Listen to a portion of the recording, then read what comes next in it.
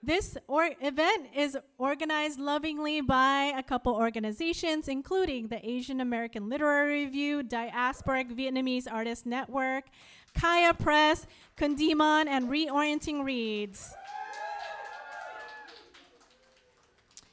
We'll feature a lineup of AAPI writers who will sing 1 minute of their favorite, it doesn't have to be their favorite, but a favorite karaoke jam, and sharing some of their own work.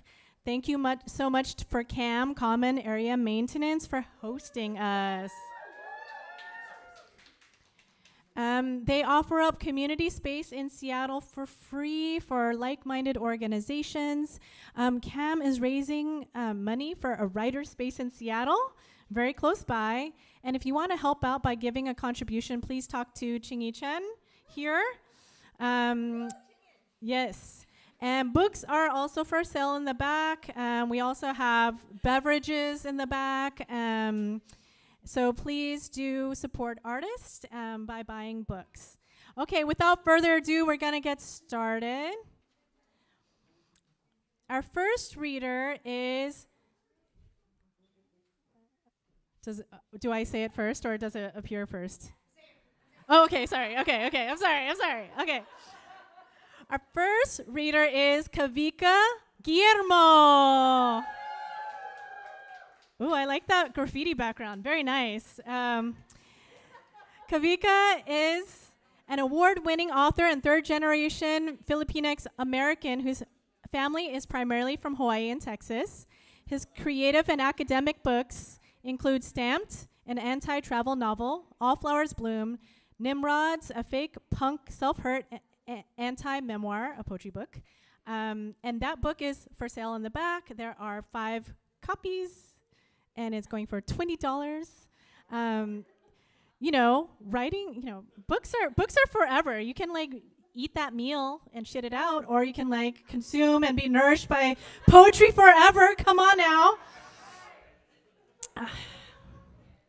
Transitive cultures, Anglophone literature of the Trans-Pacific, and open world empire, race, erotics, and the global rise of video games. Kavika works, video games. See, gamer crowd. Kavika works as graduate chair and associate professor of the Social Justice Institute at the University of British Columbia. Everybody, please welcome Kavika. I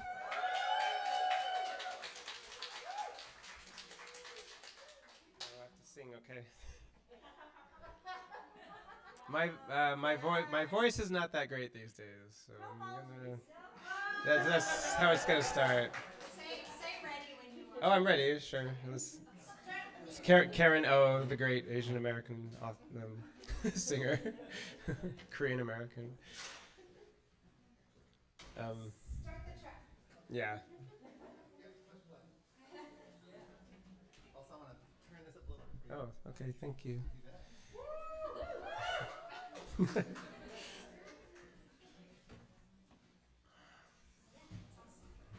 Yeah, everybody sing. That would be much better.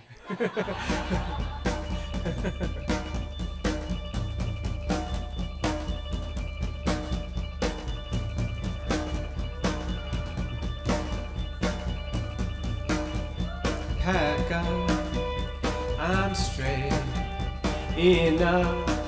I'll say, I'll say, I'll say, I'll say. Wait, they don't love you like I love you. Wait, they don't love you like I love you. Maps, wait, they don't love you like I love you.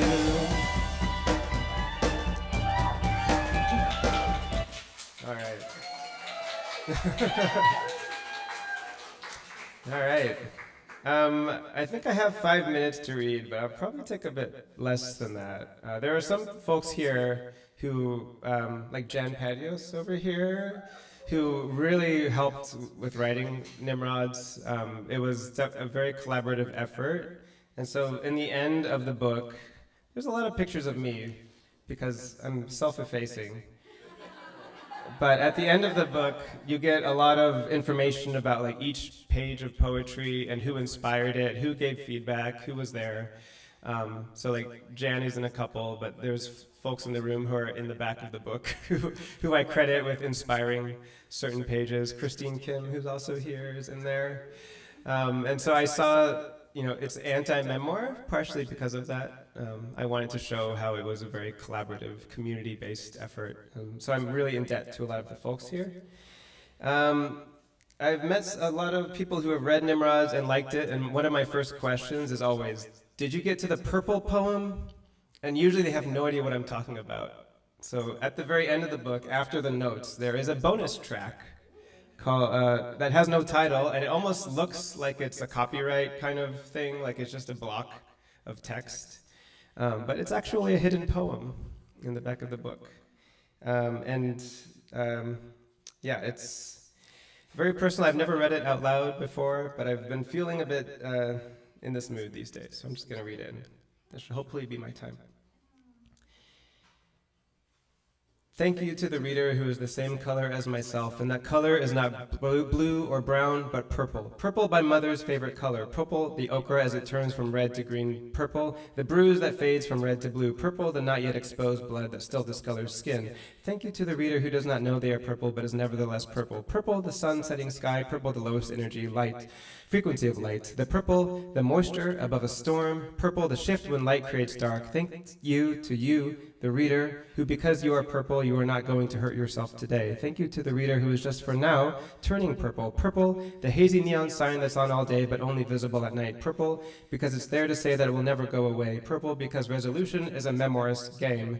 Thank you to the purple reader, you who keep yourself reminded that we are just flesh, not yet exposed, not yet decomposed. The purple of he or she or them who will always be inside you, like mice who keep you up at night with nibbles and scrapes, who are both pests and pets. Thank you to the reader who knows it can feel too hard to be purple. You who want to burst open your purple skin just to change its color. You who want to shatter the purple sun before it can set. Thank you to the purple reader who is sometimes black and brown and yellow and red and blue and green. You who have thought about all the ways that are easily available for you to do it without doing it. Thank you to the purple reader who has thought of eating cake just to push your insulin levels, of showing the rage inside you to someone who will surely defend themselves, of swallowing pills in a place where your body will never be found, of traveling to some foreign country, to fall off a cliff or get run over by a truck, of getting drunk and pushing the gas pedal with your purple brick of a foot. Thank you to the purple reader who knows that if you did those things, it would be a kindness because nobody would diagnose you and say there's a pandemic among your people. Thank you to the purple reader who knows that if you did it that way, no one in your family would ask what made you do it, nor would they blame themselves. Thank you to the reader who has thought that if you did it just right, you would be kindly forgotten as just an empty, invisible name. I thank you, purple reader, because you were never tempted to own a gun. Not because of politics, but because deep down you know that a pistol in your hands would be the worst way to protect yourself from yourself. Thank you, purple reader, for you are fast learning all the ways you can destroy yourself without doing damage to yourself or others. Thank you, purple reader, for today. Even though you may feel like you're not moving, you will still lie down to watch the colors wash over the evening sky. Thank you.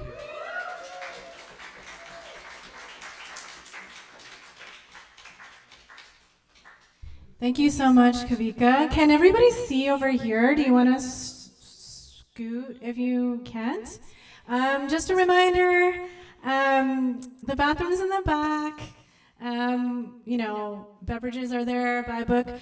Just feel like this is your space to move around, and we'll keep it moving. So our next reader is Trish Salah.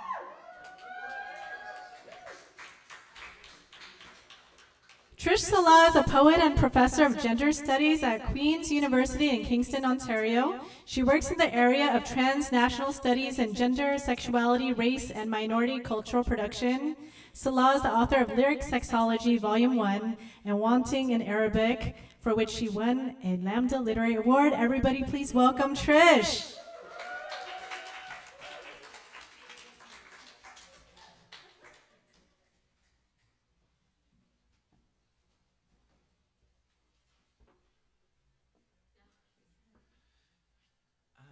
Okay, play.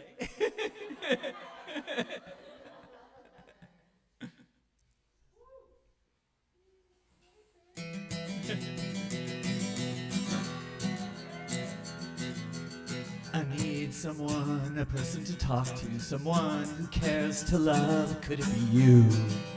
Could it be you? Situation gets rough and I start to panic. It's not enough, it's just a habit. Hey kid, you're sick. Well darling, this is it. You can all kiss off into the air. Behind my back I can see them stare. They'll hit me bad, but I won't mind. They'll hit me bad, they do it all the time. Yeah, they do it all the time. They do it all the time. They do it all the time. They do it all the time. Do it all the time.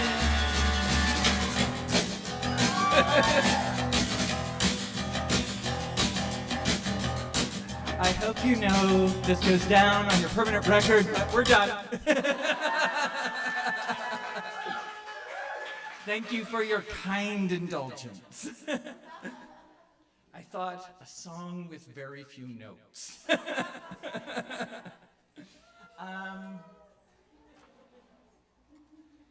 Okay, I'm gonna read two short pieces from Lyric Sexology Volume 1 and then a shortish poem from Wanting in Arabic. I think that'll be 5 minutes. Godmouth. It's like a little eye, one for making distinctions. Adamic, very pretty, like a whisper of Paris. Light as a lighter than a nominalisms you can bring home to a father. Or cheapskates, roller skates, all of them. You won't pay the price of rot. Who do you think will choose you? No matter your pristine marble, odalisque, or warrior sage, heaven's queen. No siree, Bob. Okay, I get that. But I mean, honestly, Helen, that girl is trash. When I was the idea of God with physics, a kid in school, Sunday school, so to reconcile, nothing is lost, energy into matter, vice versa, Einstein's law and all of that. So I guess my take on it was not uncommon. Sunday school's poor metaphors are a bit of pagan. Play it again, a bit of naive deist. And this is Tiresias' reports prevaricate. But not yet.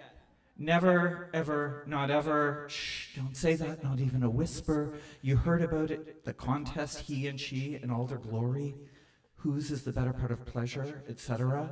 The man or the woman, etc. He gloated, she plucked out my eyes. He said beyond, or a word for beyond. And the hollows of my sockets beyond grew into the shape for world, or several, one very expensive shape.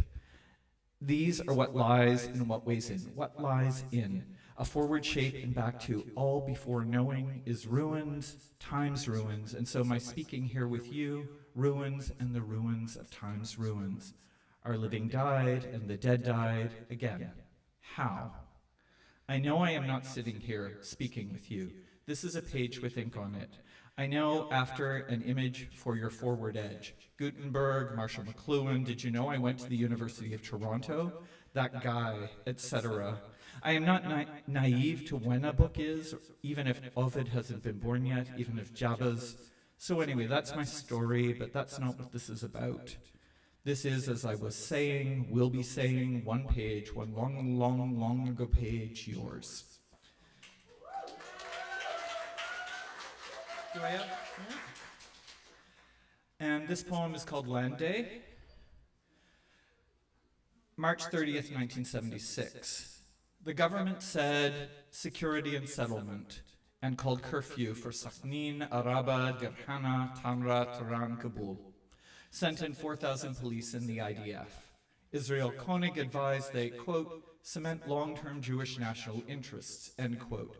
And, quote, examine the possibility of diluting existing Arab population concentrations, end quote. Without land and your fear, you are not you, robbed of your face, your spirit, and in no place to lie down, how to turn, rise, fly upon the moment. We all want to be light. No lights plummet, lose ground. This is to come to land. If a child is a land you may not own, if this child is called impossible mourning, if our histories make us lie, if down, if in home, blood-soaked, too many trampled and trampling feet, too many laws, bulldozers, soldiers, laws, bulldozers, crowd where your house, your olive, fig, or lemon trees should grow. How might you live if you do not take back the land? You may not own, but for land, they mass. It is a word, stolen. Thanks very much.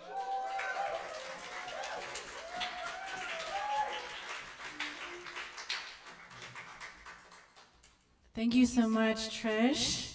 And the next reader is Mimi Khúc and Elia. Give it up. Mimi is a PhD writer. Mimi, comma, I'm sorry, I did it wrong. Mimi Khúc, comma, PhD, comma. Is a writer, scholar, and teacher of things unwell. Her new creative, critical, genre-bending book on mental health, Dear Elia, Letters from the Asian American Abyss, is a journey into the depths of Asian American unwellness at the intersections of ableism, model minoritization, and the university, and an exploration of new approaches to building collective care. And Elia is an aerialist, short fiction writer, and crocheter. A vocalist, pianist, ukulelist, guitarist, and sometimes drummer. Teachers, hide your racist and queer and transphobic lesson plans. This one is coming and not quiet or quietable. Please welcome Mimi Khúc and Elia.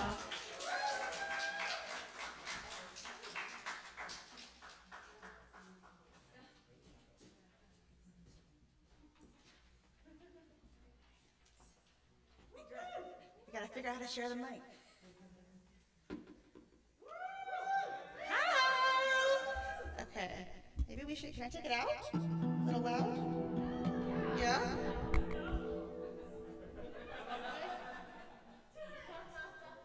Yes, all right. Easy it. Woo!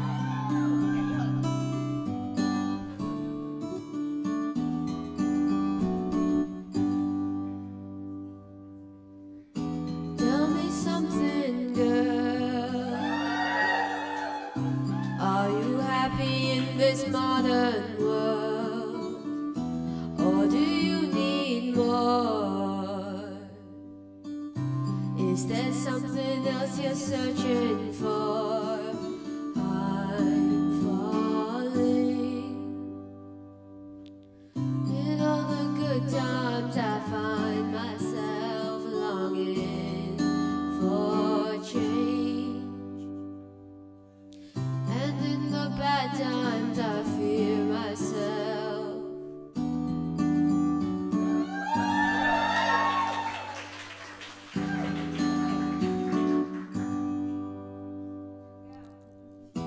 Tell me something, boy. Aren't you tired trying to fill that void? Or do you need more? Ain't it hard keeping it so hardcore? I'm falling. In all the good times I find myself longing for change, and in the bad times I fear myself. I'm off the deep end, watch as I dive in, underneath the ground. Crash through the surface, run together now. We're far from the shallow now.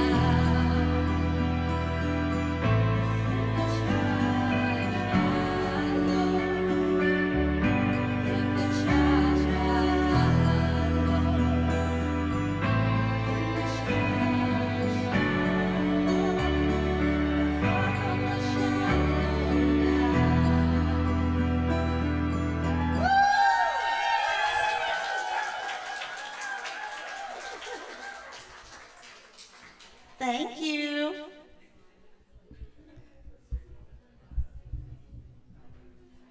Thank you to the preteen who's still willing to sing with her mom on stage.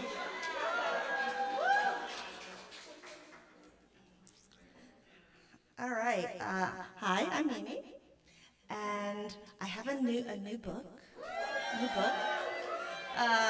And it's called Dear Elia, and you all just met Elia. And this is the teeny tiny version of her when she was 8, I think? 6, sorry, 6. Okay. And the book opens with a letter to her, so I'll read that. Dear Elia, 6 years ago I made a box and told you to open in emergency. I told you it was an emergency already because I had come to learn as a daughter of refugees, as Vietnamese American, as Asian American, as a woman of color, as queer, as disabled, that the world makes us sick and we were not meant to survive it. I made that box for you as inheritance, an archive of Asian American unwellness and our attempts to move through that unwellness.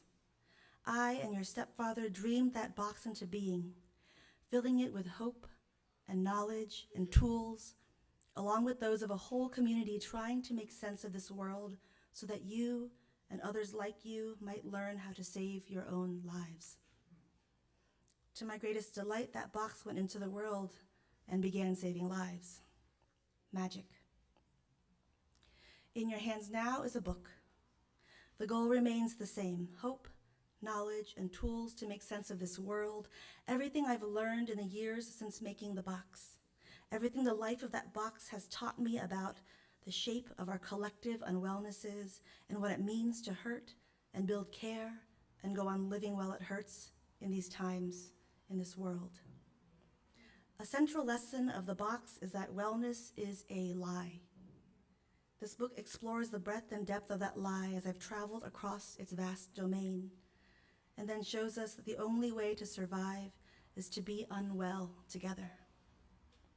I hope this book, like its predecessor, goes out into the world and saves lives. This too is your inheritance, my love. A box and a book, the kind of magic your mother has figured out how to make. May this magic help you understand all the ways the world will break your heart, and may it help you find joy and meaning and care throughout that journey. May it help you make your own magic in all your glorious unwellness. From my heart to yours always, Mama.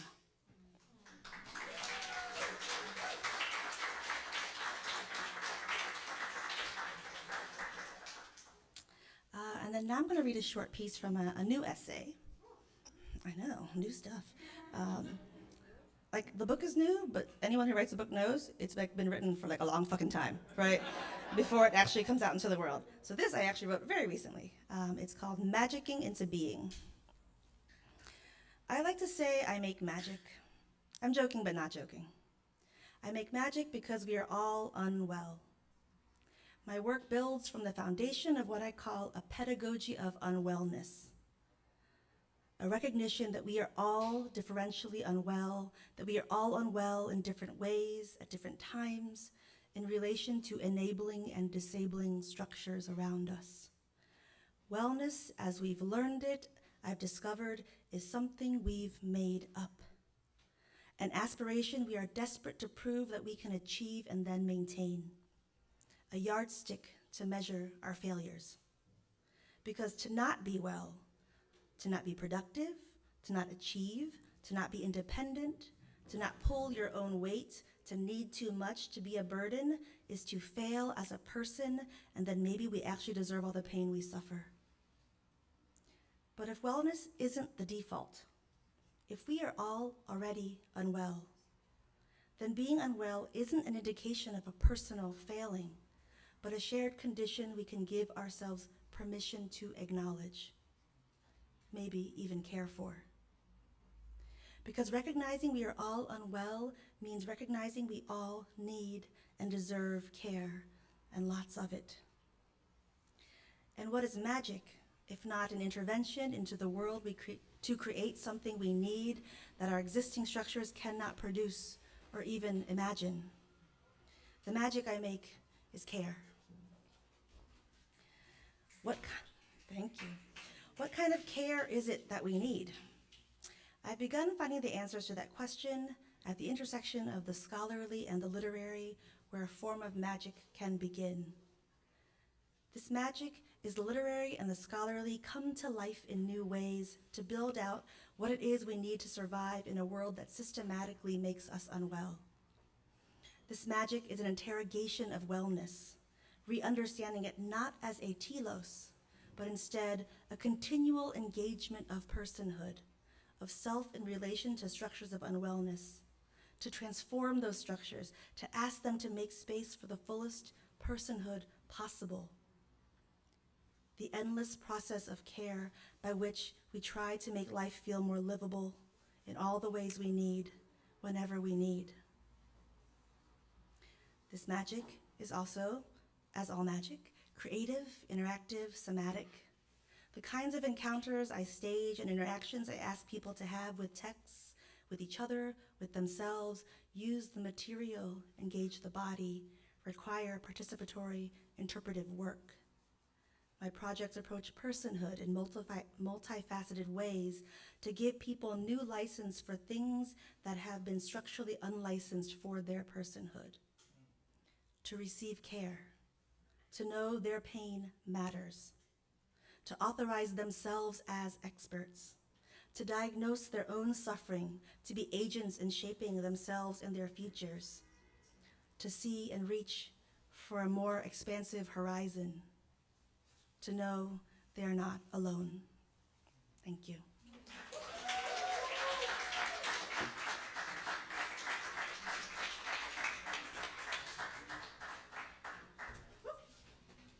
I'm going to move this plant because I keep running into it.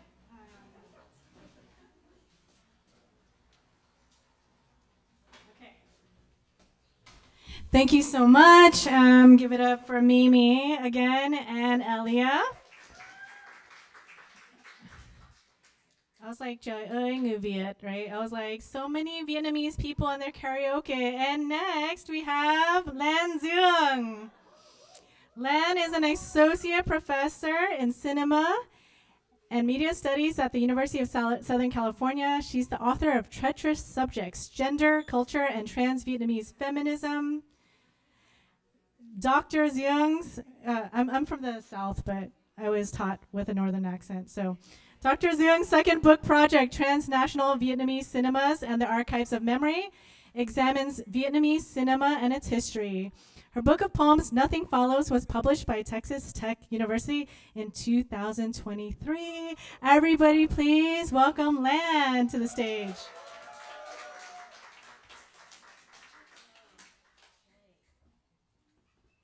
I was taught the same way, so I either go Duong or Yung, just so you know. Yes. Okay. Oh, I'm sorry. You can do either order. First or second. Oh, it was at the end. I think I let somebody know the timestamp. It was kind of at the end. This is so embarrassing. I cannot follow. Time can erase a feeling that's strong. No way you're never gonna shake me. Ooh, darling, 'cause you'll always be my baby. Always be a part of me. I'm part of you indefinitely. Why don't you know you can't escape me? No way you'll always be my baby. I'm a lingo. Time can erase a feeling that's strong.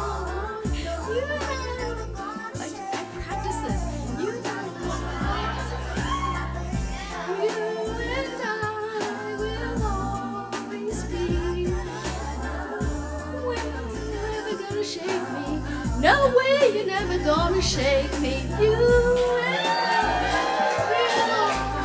always be.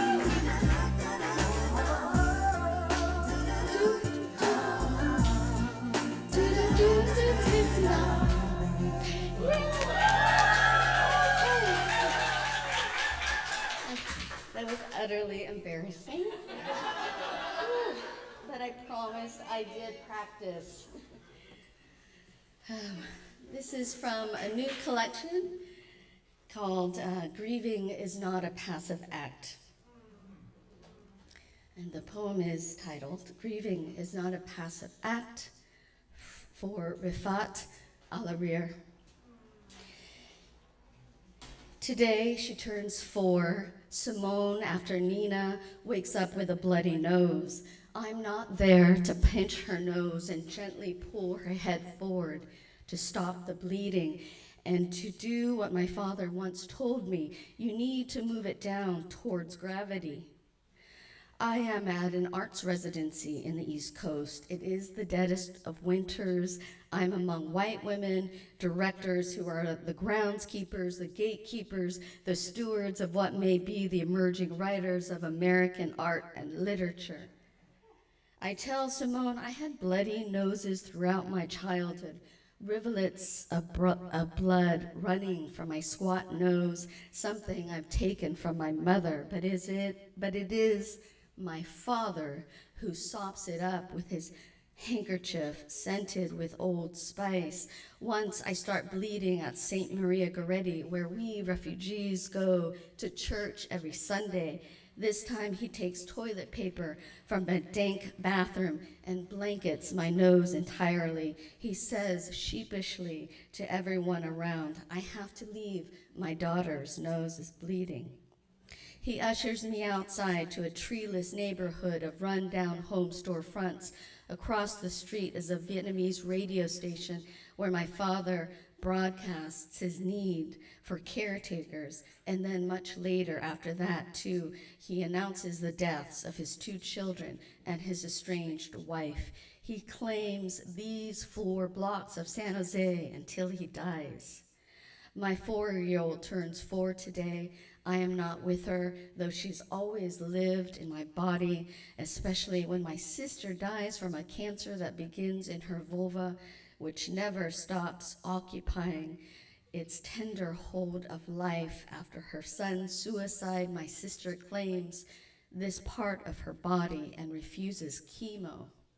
When she is gone, I try IVF 6 times so I can commemorate the some kind of beauty she has graced me with. I have 2 embryos left from a young Filipino whose bloodline is mixed with imperial white and who has helped me lovingly produce my son Ellison after Ralph. Small pricks to the stomach, my body becomes a hole for chemical fish because of a fecundity I have never known. The acclaimed doctor who gathers the embryos from the freezer to insert again and again into my uterus is kindly. He proclaims I will have a daughter, engineering it so that I could have one of both. She turns 4 today. On the same day, a poet and a scholar in Palestine is killed alongside his brother, his sister, and her 4 kids. Grieving is not a passive act. Next year, she turns 5, and her age will equal the number of people who have died in my family, the nephew, the sister, the mother, the brother, the father, picked off by a slow violence by the colonial wars my father has soldiered for and trained onto his daughters, whose wonder, beauty, creation bloomed for me in wood-paneled kitchens where we treated our wounds in winter's dark. Simone is born in 2019 on the eve of the pandemic and its shelter-at-home policies. All the while, a fucking raging racist is at the helm. That night, my water breaks. And I think, as the warm liquid courses from between my legs, that there will be a reprieve from rage. But of course not. That's not true. My sister's body tell me this. What happened in the wars that my father keeps in his skin, story, something different. What's happening, what keeps happening, gives lie to colonial, European, American exceptionalism. My father passes away when Israel carpet bombs Gaza. There's gray rubble upon gray rubble, no place for refuge, for refugees. Kissinger dies, though, a moment of jubilation. I am not there when he dies. I'm in Palestine, actually. And upon my return, I see a forklift placing brown casket into brown earth while the priest grumbles under his breath. My sister tells me my father was beaten by his father, a ritual he forces onto my mother and everyone else in between. She tells me that he beat my mother so hard, blood spread on dirt floors, and then later laminate when he moves up the ranks to lieutenant colonel and fights alongside the Americans, a collaboration that allows us to leave before his country falls. When we get here, the beatings do not stop, but rather they cycle through my sisters like a chainsaw. It is now day 63 of the genocide, an all-out assault on children and civilians. And yet I have to get up, eat, drink myself stupid, go to sleep, commune with others on IG to barricade myself from the West's never-ending lies. And then there's this memory. I'm eating with my sister, who has always tried to beat back his anger for me. And God, the sauce is so good. We sop it up. It spreads red thin on our trays.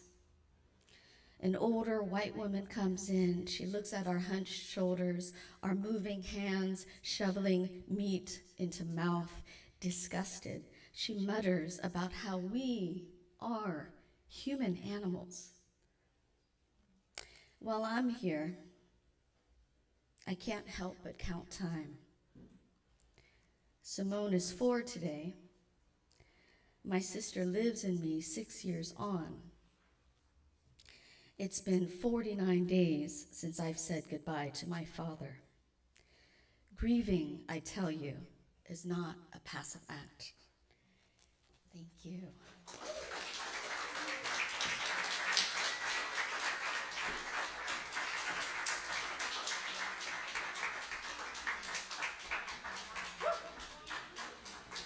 Thank you so much for that. That's amazing. That was an incredible reading. And please come in. Please come in. Thank you. Our next reader. You ready? You ready? All right. All right. Our next reader, yes. Give it up for Jung Chun.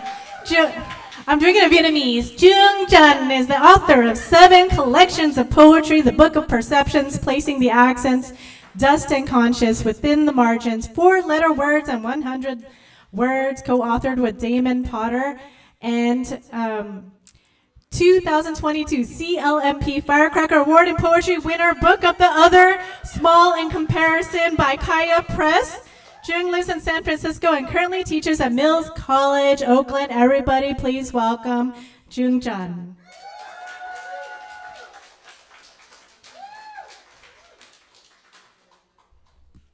All right, whoever invented this karaoke thing, pure torture. Pure torture. I sued the state of California, and I was not as nervous doing that as I am doing this. So let's just do it. We're only doing the first verse.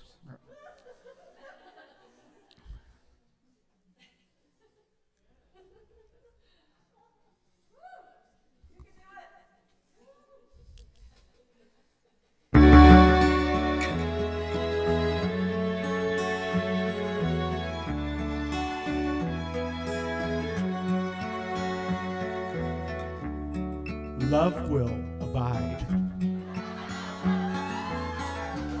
Take things in stride.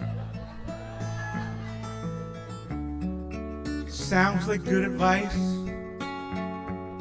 but there's no one at my side. And time washes clean love's wound unseen. That's what someone told me, but I don't know what it means.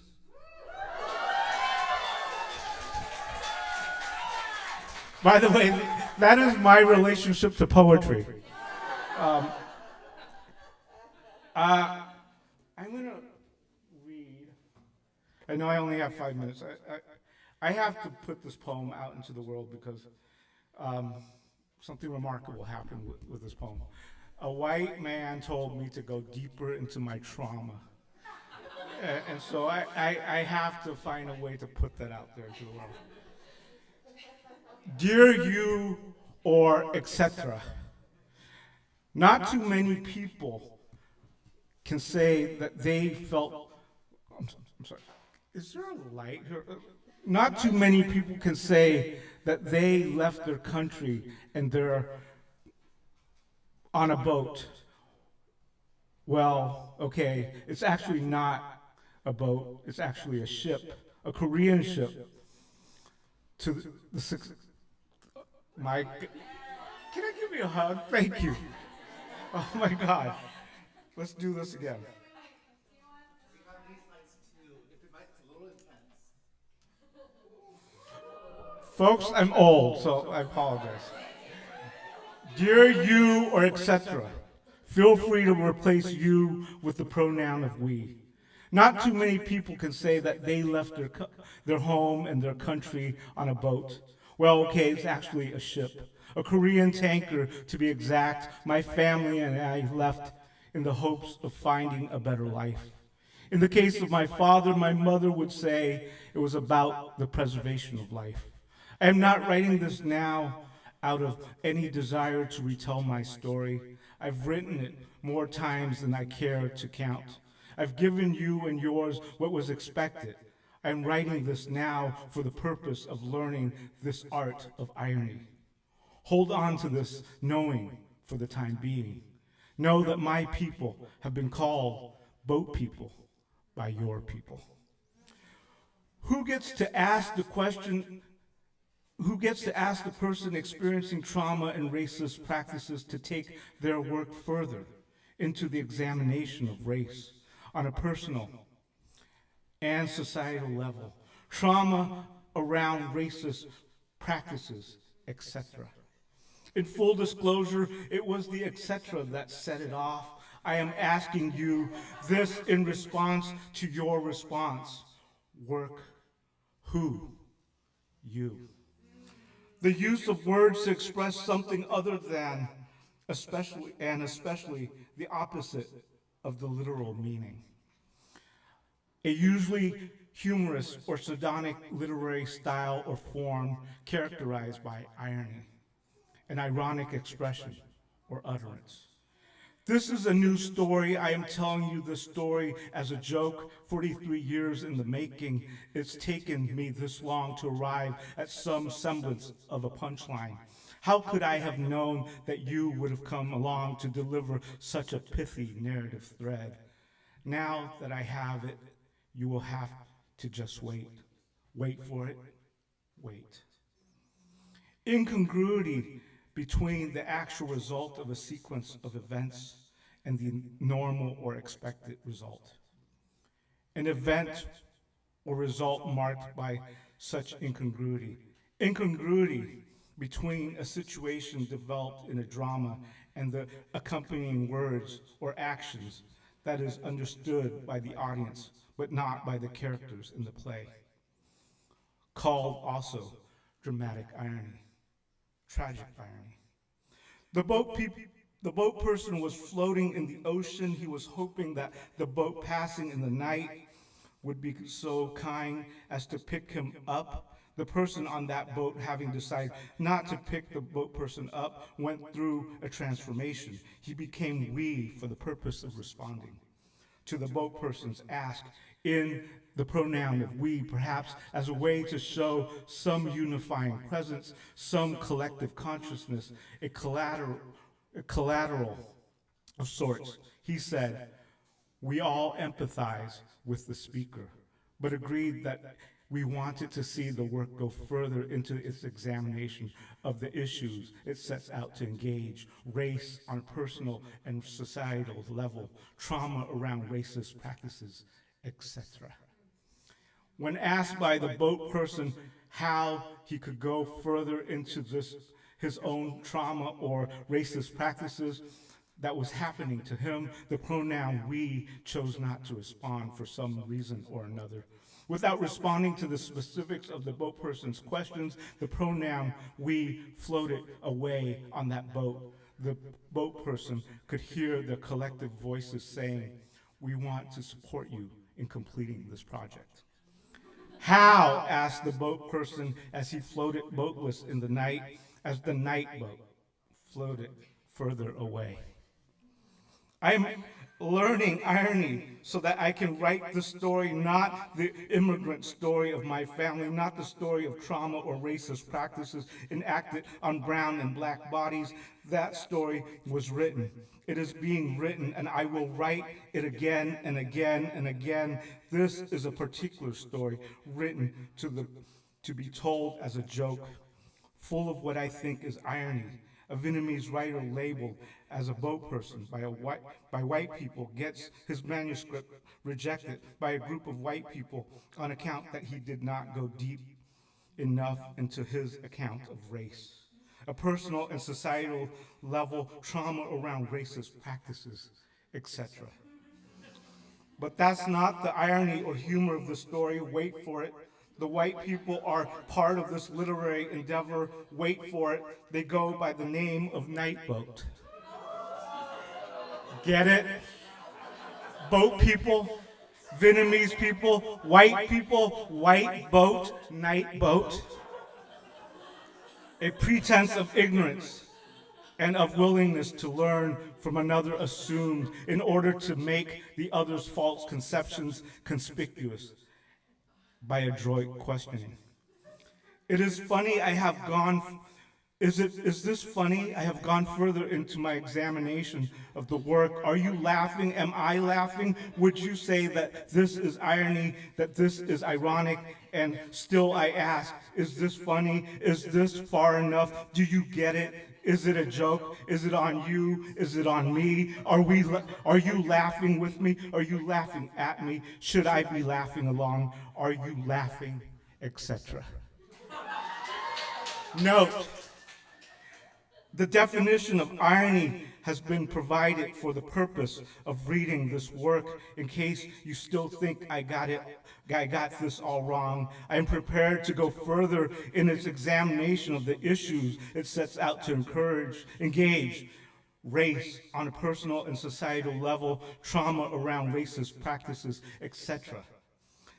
The work is it. The it is I. No need to empathize, being that we are all boat people here. You, in the form of we, claim it so. I was called this, and so I guess that makes me so. Perhaps you, as we, can give me guidance on where to go. On second thought, forget I asked. I think I know where not to go. Thanks for the inspiration to write the above. I'd rather like it in an ironic sort of way. And still, I ask, is this funny? Irony. Now, I-ren-ni. Thank you. I'm going to end because Kaya invited me, so I feel the need to read something from Kaya. This is printed in very large print, and it's not a poem.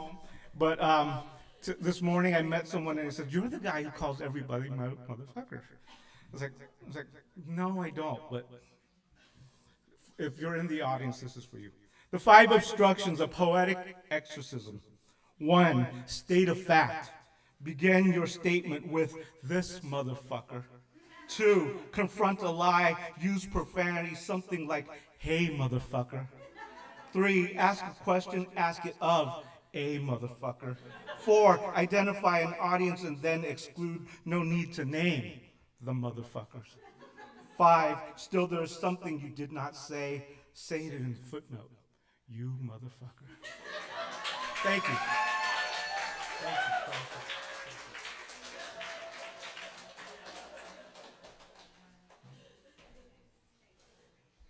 Give it up again for Trung Chen, Truong Tran. So who invented this torture that we know of, or that we call Literaoke? I did, that is right. I invented it along with Kaya Press at Hot Pot in the San Gabriel Valley in 2016. This is 100% a true story. You think I'm making it up? I'm not. So thank you. Yes, Sun Young Lee named it Literaoke. We fought about it. I was like, that doesn't sound right. And then now it's the invention has a new life. So thank you, Truong, for that amazing reading. I don't know your astrological sign, but maybe you're a Scorpio somewhere in there. There's some nice revenge. Okay. Next reader is Jenny Liou. Jenny is the author of Muscle Memory, also Kaya Press, and is an English professor at Pierce College and a retired professional cage fighter. Her writing has appeared in the LA Times, High Country News, Lit Hub, Zocalo Public Square, and other places. She lives and writes in Tacoma, Washington. Everybody, please welcome Jenny.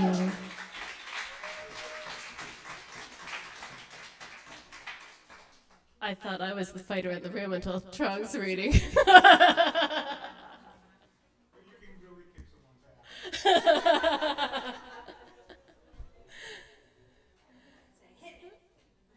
Oh, I didn't say hit it. Okay.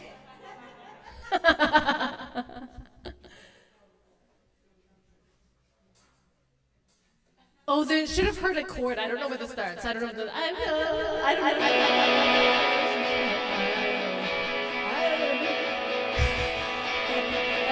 Everyone's got their chains to break, holding you. Were you born to resist or be abused? Is someone getting the best of you? Is someone getting the best of you?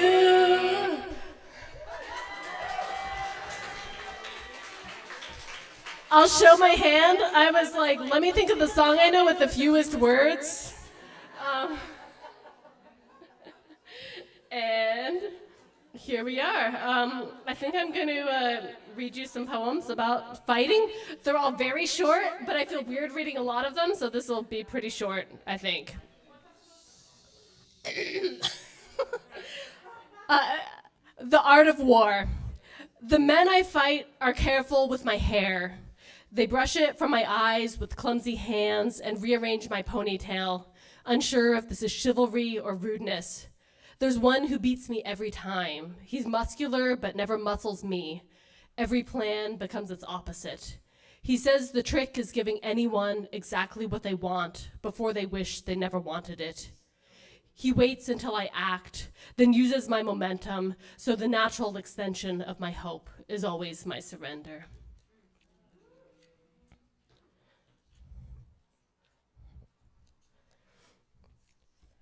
Oh, I always like reading this one. I forgot I bookmarked it, but it's like my revenge poem. So every time I read it, I'm like, I get this happy feeling. Watercut. I got another of those losers I'm always trying to leave a separate room, saying I always slept alone before a match. If he'd been a fighter, he wouldn't have smuggled in whiskey, then pounded on my door all night, threatening me with guns and knives and tears and listing the reasons I'd become unlovable. Winning was easy compared to all of that, except maybe I broke my nose. After, I locked myself in my room, letting snot run down my face because every fighter knows you can't blow your nose after bloodying it. When you're punch drunk, you think in little pieces with big feelings over and over. A couple days before, I'd been pinched and dizzy with a few pounds left to cut. He kept coming back, opening the sauna door to see if I was ready yet, if I'd lost enough of myself.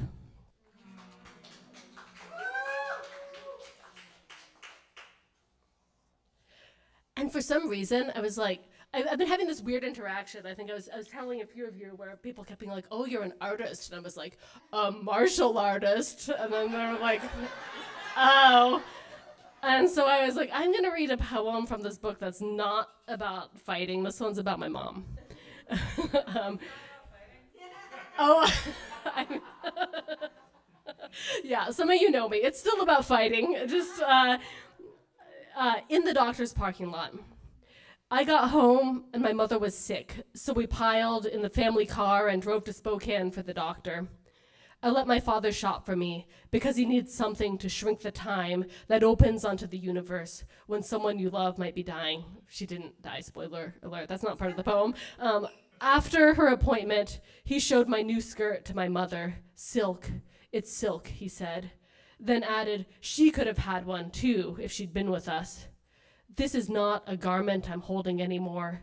It is her early absence and my father's worry and my own inability to tell the ones I love most that I do. Wind gusts through the silk, making it dance. Oh, our frantic, unreachable bodies. Thank you.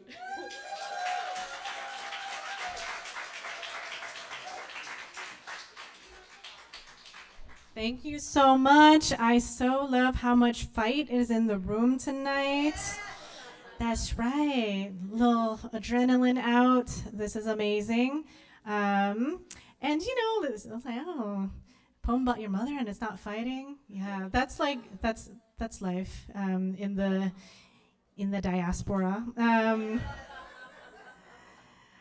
Our next reader is Serena Chopra. Everybody. Serena is a writer, dancer, filmmaker, and visual and performing artist. Her third book, Devotee of Mercy, is forthcoming from Grey Wolf Press in 2026. She has 2 films, Dogana Chapti and Mother Ghosting. Serena is an assistant professor of creative writing at Seattle University, and you can find out more at serenachopra.com. Everybody, please welcome Serena.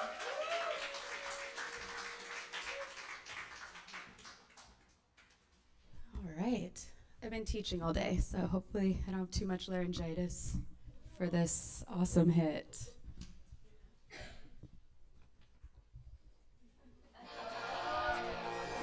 Here. Turn it up.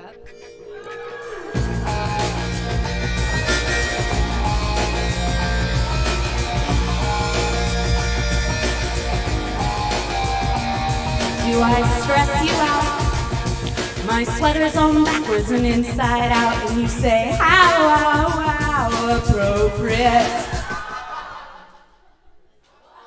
I don't want to sex everything today. I don't mean to pick you apart, you see, but I can't help it.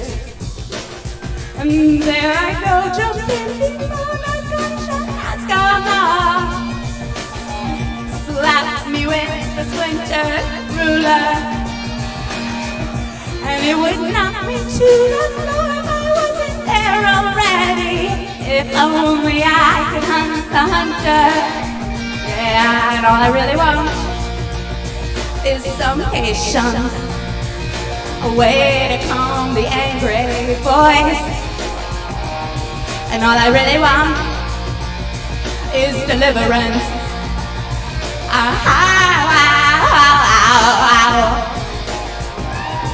Do I wear you out? You must wonder why I'm reckless and all strung out. I'm consumed by the chill of solitary. I'm like a Stella. I like to reel it in and then spit it out. I'm frustrated by your apathy, and I am frightened by the corrupting ways of this land. If only I could meet the maker. And I am fascinated by the spiritual man. I'm humbled by his humble nature. Yeah.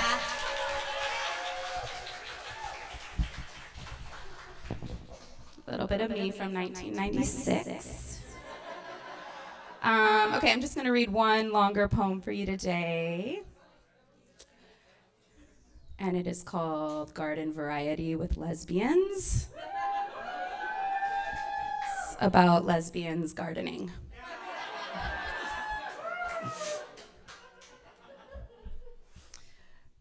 You rake the soil of our verge, preparing our plot for summer, Between us walking, neighbors and dogs, questions, what are we doing here? To the earth of our verge, unhinged rhizomes heap clumped grief of an old barrow sways drunk on its wheel. We agree, the barren of potential. We agree, bulbs, their dormancy, a poem, and tubers like language for their incubation of eyes. I emerge eyes on you, nuclear to the sun, beside you, lowering beside you that glow-eyed beast of emptiness arranging.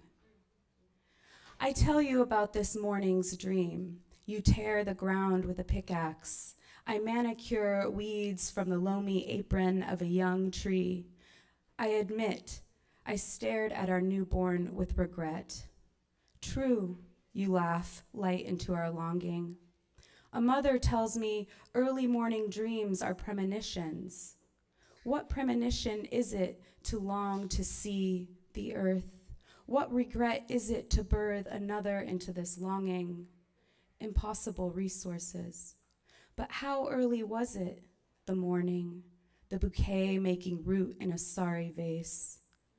I am not one for intentional form, but maybe, babe, should we freeze our eggs? You strong-armed the wheelbarrow, not me. Exoskeletal flora deflated like a dead birthday party. Our cat pounces crickets from the limits of her tangled leash. We leash because patriarchy. We leash because to verge leans always toward, too toward.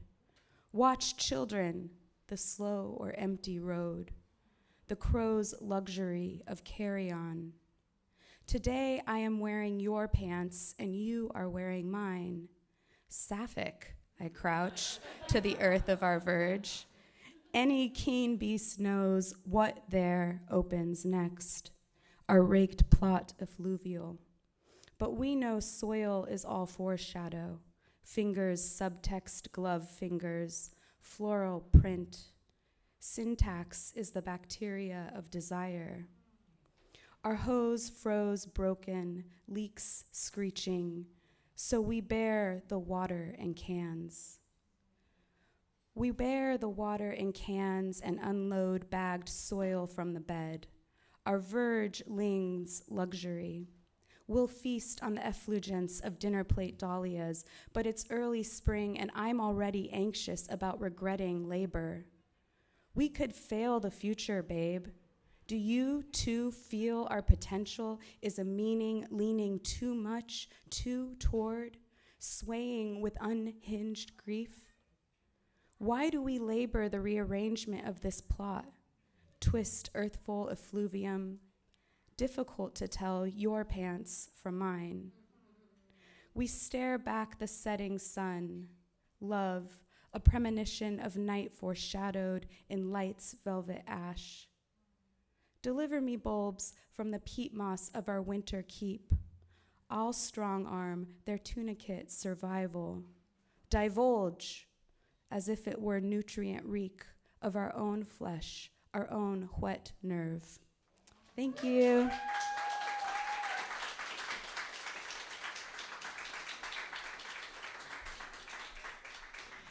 Thank you so much for starting us off with, The Rage of My Teenage Years, Alanis Morissette, and then into such a tender, funny, erotic poem. That's right. Thank you so much. And our next reader is, Curtis Chen, everybody. A co-founder of the Asian American Writers Workshop in New York City, Curtis Chen served as the nonprofit's first executive director. He went on to write for network and cable television before transitioning to social justice documentaries. His memoir, Everything I Learned in a Chinese Restaurant, was published in fall 2023, and his essay in Bon Appetit was selected for the Best Food Writing in America 2023. Everybody give it up for Curtis Chen.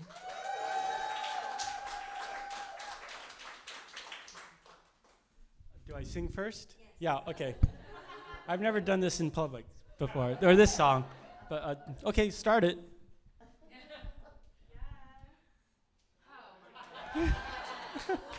I had to bring a little Motown flavor here. Okay. I'm coming out.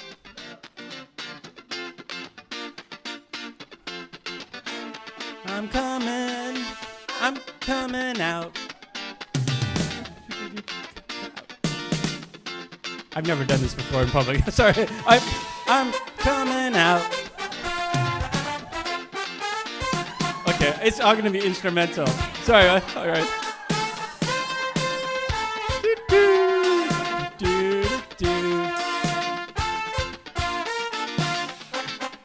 I'm coming out.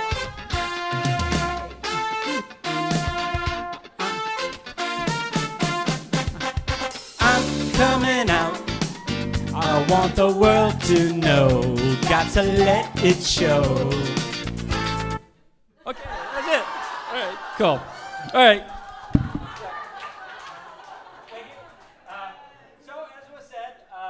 I am the author of a new memoir called Everything I Learned in a Chinese restaurant. And I grew up in a Chinese restaurant. But I like to think of it as not just any Chinese restaurant, but the Chinese restaurant in Detroit. And the way I sort of gauge that is I like to make the audience guess how many egg rolls do you think we sold in the 65 years that we own this business? And if you read the book, you can't guess. 1 million? Anybody else? Oh, come on. No. We sold over 10 million egg rolls. So it's a really, really popular restaurant. So growing up here was a lot of fun, despite the fact that my hometown during that time period was going through a lot of rough times.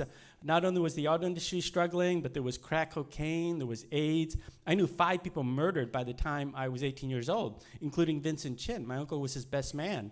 But despite this, you know, my family had this great restaurant in the inner city of Detroit where my parents were able to raise me and my 5 siblings. And so for me, writing this book isn't just about retracing my own journey, but also a thank you to my parents for giving us these wonderful lives for me and my siblings, and also a hat tip to my hometown. Because I think people still kind of have misconceptions about Detroit, and I wanted to show that our city was still capable of producing good things, like me. So, the book is divided into 3 sections of 8 stories each, because 888 is good luck to Chinese people. And so, yeah, there are all kinds of Easter eggs like that. So 8 stories in elementary, middle school, 8 in high school, and 8 in college. And this is going to be a story from the early part of the book.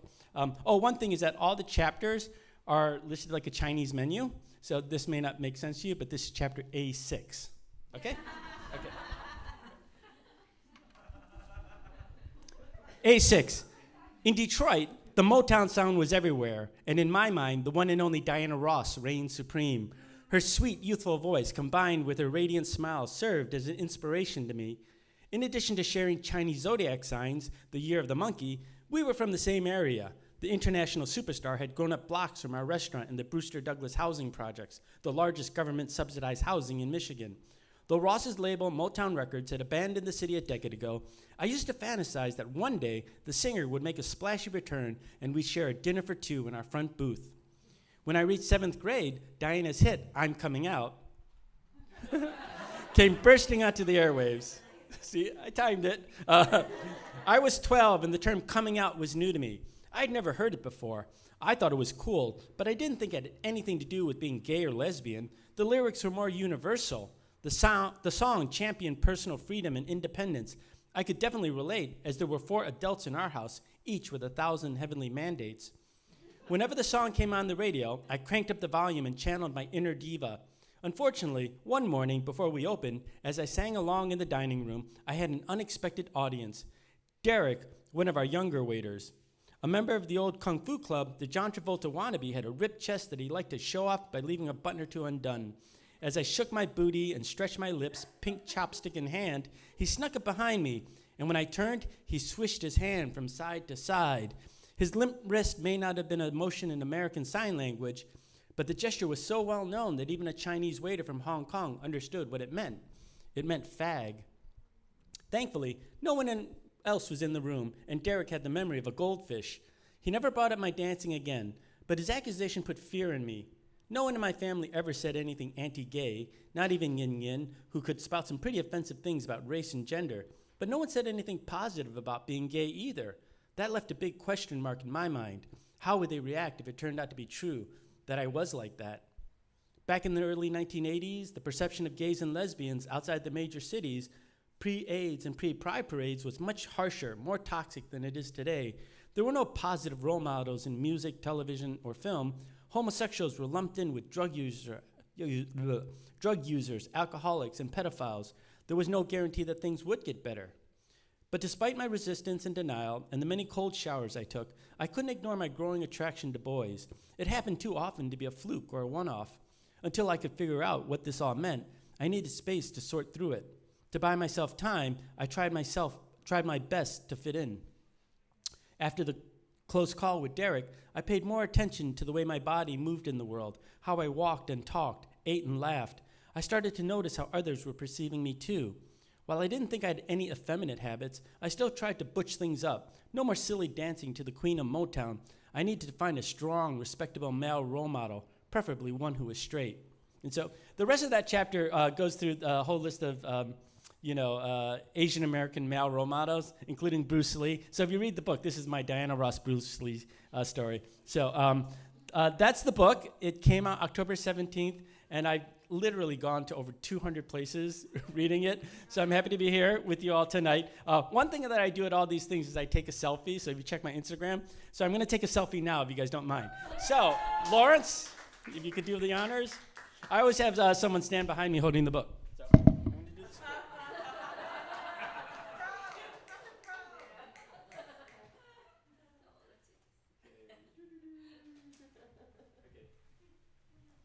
Everybody smile.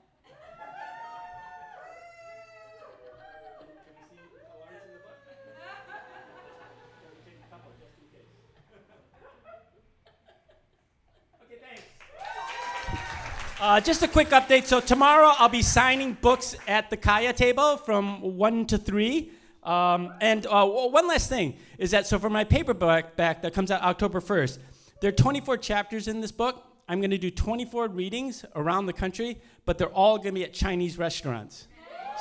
And all my conversation partners are going to be the owners, because I want to hear their stories, and talk about the challenges that they're facing during COVID. So if you guys know of any Chinese restaurants out there that might be interested in hosting, preferably ones that have like a historical angle to it, talk to me. Okay, thank you, everybody.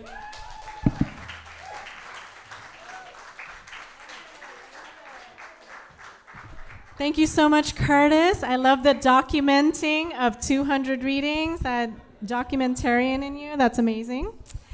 And next up,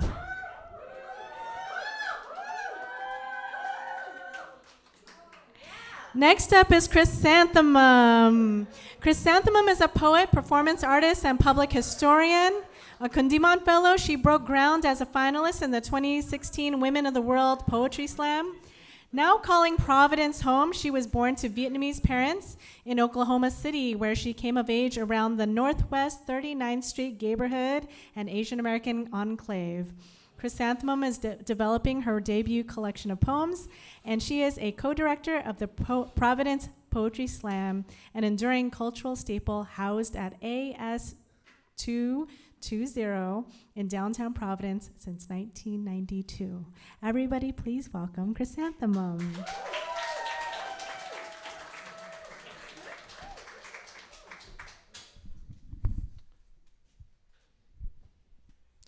I want to apologize to every Filipino right now for butchering your culture. Actually, can we make some fucking noise for Kathy?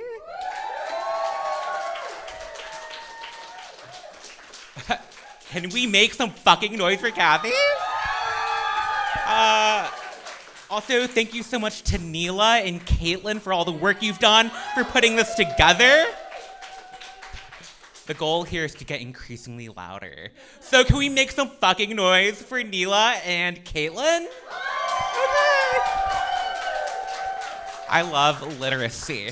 And also, thank you so much to Cam for having us fuck up your space. All right.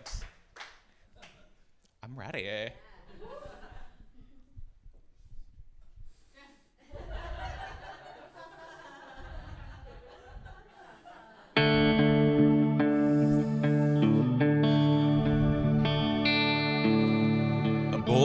walks past a window of a glowing open sign full of wooden toys and trucks and painted trains. Rings a bell up on the counter, hands a picture to the man of a kid beside her, smiling away. Said, "Sir, I've heard you can build anything. Could you build me a daddy? Strong as Superman. Make him 10 feet tall with a southern drawl and a crooked smile if you can. 'Cause I sure miss him. Maybe you could bring him back. If I walked in with him, it'd sure make mama happy. If you could build me a daddy."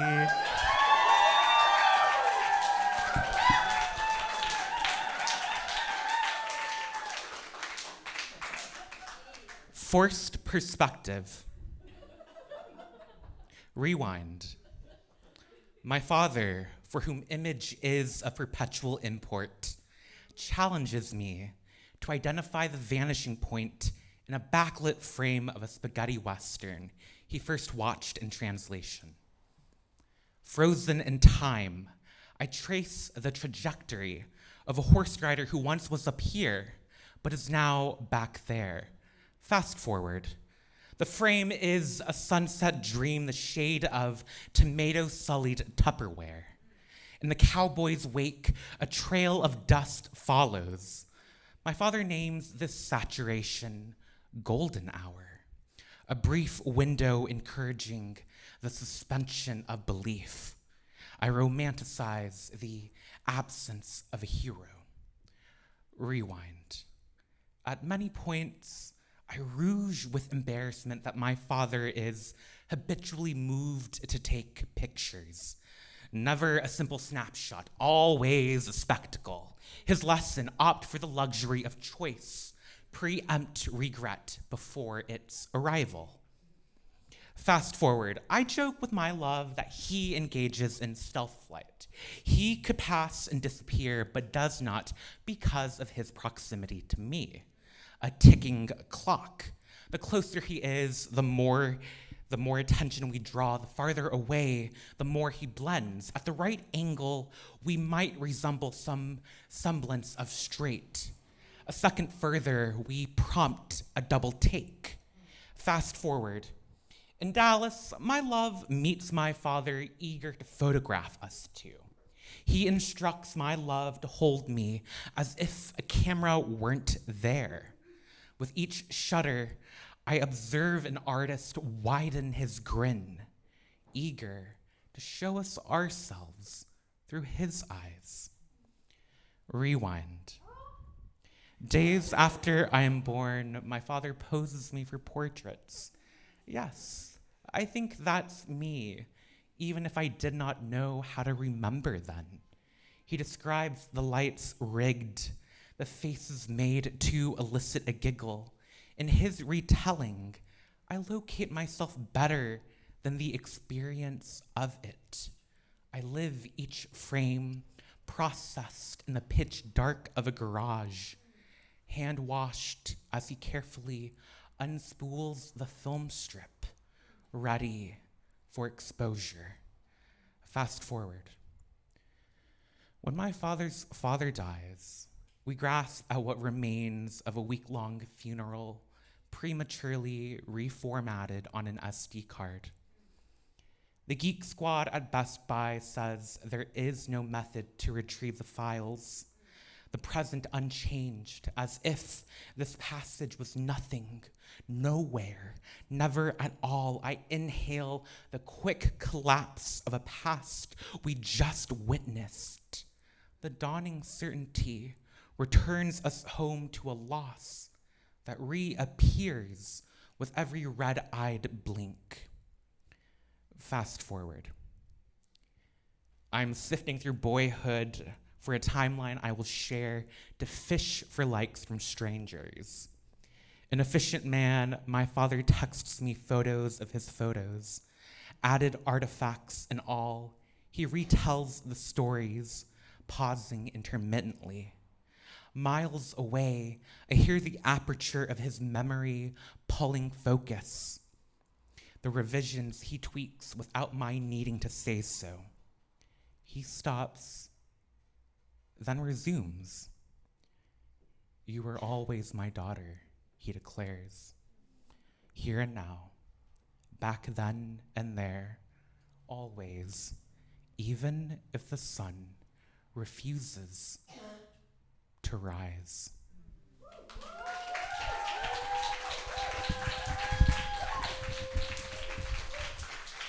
Oh my God, all those photos were photos that my dad took, by the way. Shout out to Tony.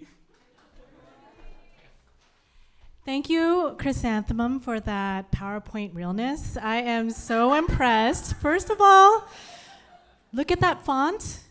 Only a Virgo. That is right. Yes. Okay, so next up is woo, woo, woo. Everybody please welcome William Nuʻutupu Giles.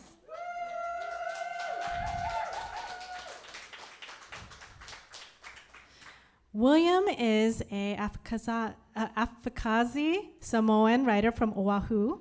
They are a National Poetry Slam champion and Kundiman Fellow. Will's work has been featured by HBO, the National Park Service, and NBC News. His work explores mental health issues emerging from modern colonization, how we change to chase diaspora, and the waters that connect us. Will is the executive director of Youth Speak Seattle. Please welcome Will.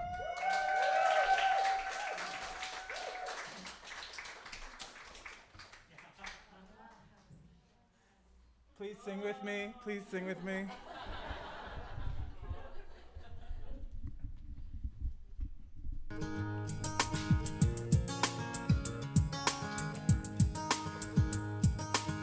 Turn it. Ooh, no. Hey. Where are the words? I'm just gonna wing it. Turn it inside out so I can see. Part of you that's drifting over me. Do I have the lyrics? It's a dance show now.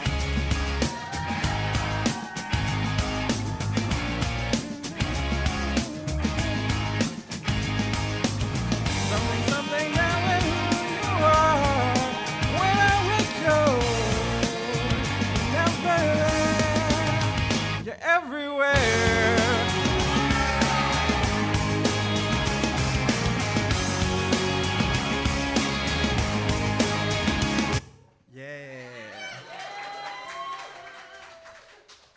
Speaking of things that are everywhere, this first poem is about anxiety. Yeah, timer, don't want to go over. Also, for my second poem, I'm actually going to enlist all of you to sing with me. I'm just giving you a warning now. Boom. So this is the furthest I can get from all my fears in 10 lines, because I'm a cheesy poet and I write list poems. The furthest I can get from all my fears in 10 lines, 1. This is a self-portrait in word where I try to paint myself without fear and then attempt to live up to the image. I fold my ego in half and call it a prayer. I fold my ego into quarters and find a spoiled tree.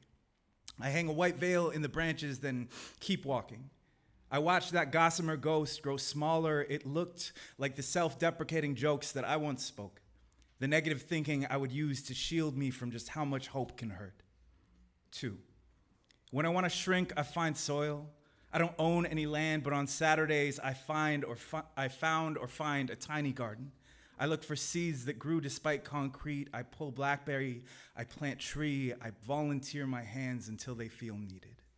3, I give my insecurities away to the wind. They don't fly, but I've learned that doesn't mean I have to continue carrying them.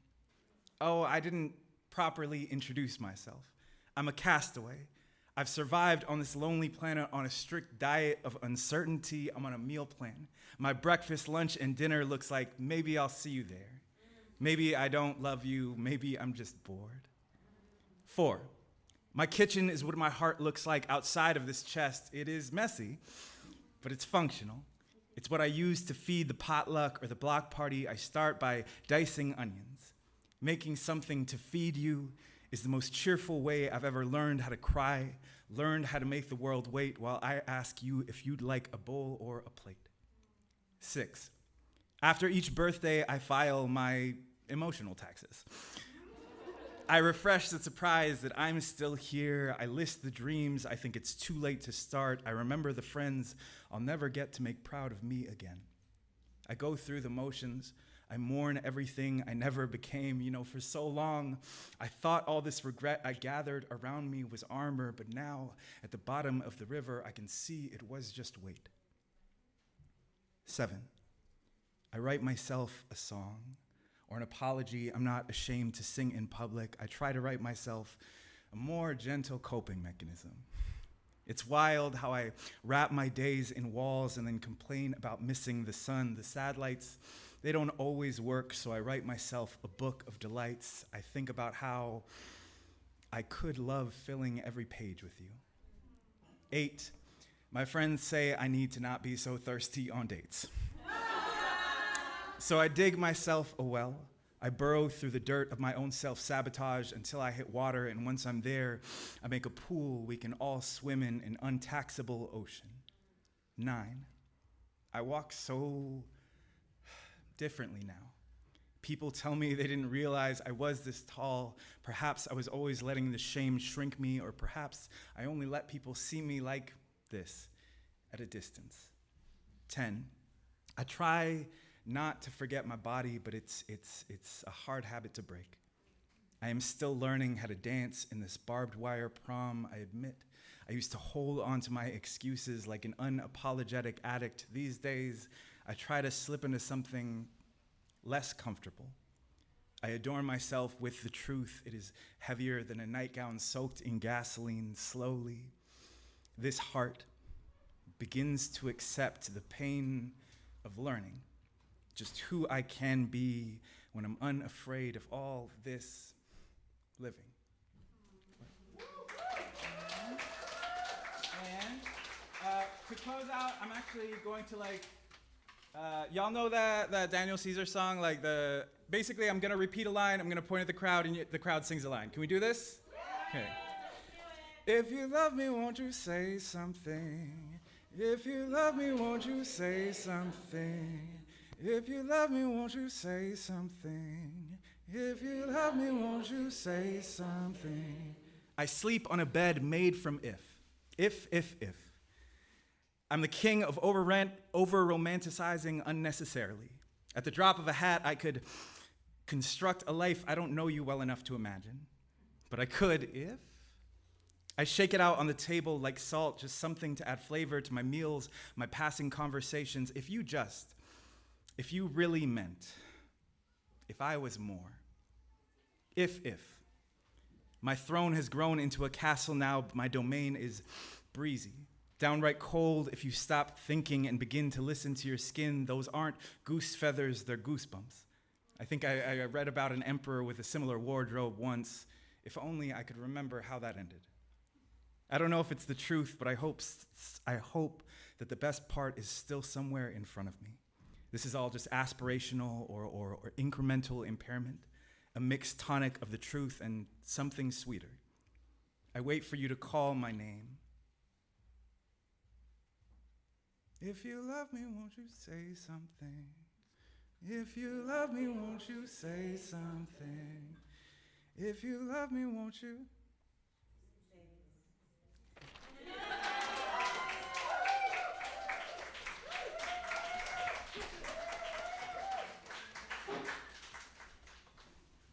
Thank you so much, Will, for getting us all to sing. And also, you can be as thirsty as you want to be. Your friends need to realize that we have permission to thirst. That's right. Our next reader is Thuy Nguyen. Lee is a bilingual queer scholar, translator, and artist, an assistant professor in the Asian American Studies and founding member of the Critical Race and Ethnicity Studies Department at Augsburg University. Lee has published their English writing and translation in Asian American Writers Workshop, Women's Study Quarterly, an international journal for communication. Their translation for creative works include the Emmy-nominated short documentary In Living Memory and Sundance awarded narrative fiction, The Accidental Getaway Driver. Everybody please welcome Lee.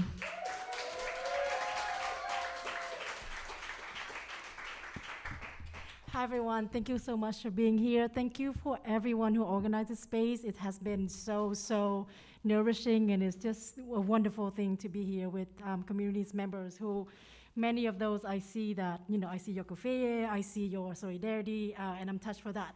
I have no books to sell for you, but I do have something for you to ponder a little bit. Tim, can you pull up my website a little bit? Coming, all right, bit.ly/solidarity is now. All right, so where is she? She's here, she's right here, she's somewhere. It's one of those tabs. All right, so my friend and I co-found this coalition called Vietnamese Artists Stand in Solidarity with Palestine, and we are raising money to evacuate Gazans, refugees out of Gaza and going to Cairo, which is the very necessary work that has really a small amount of people are doing that work, right? And so if you can pull down a little bit to all the way to the end, Tim, I would love that. Yeah, that's me. Give me money, but only after I tell you, right? So that's the family that we are raising money for. You could go into this website, come talk to me afterward for the thing. If you pull down all the way down, we update the fundraising progress. We are 10K to go. We are in the process of just evacuating a family of 7 people.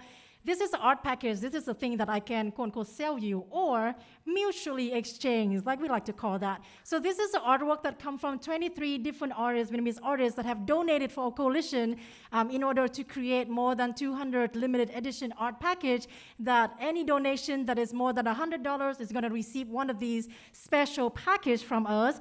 So if you're interested, if your solidarity is here, if you feel like, you are frozen with fear, with not knowing how to do, not knowing what to do, not knowing how your solidarity and your feelings can reach Palestinians, I'm your person, okay? All right. I almost go into sale, but then I couldn't do math. I don't know how it's related, but it is.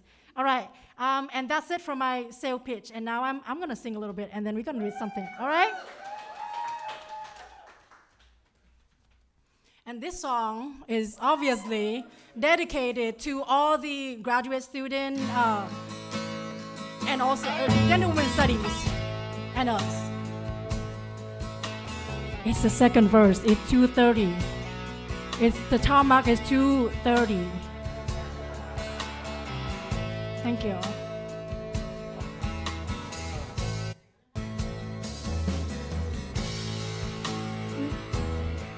Just to get it all out, what's in my head, and I'm feeling a little peculiar. That's right. And so I wake in the morning and I step outside and I take a deep breath and I get real high and I scream from top of my lungs, what's going on? And I say, hey, yeah, yeah, yeah.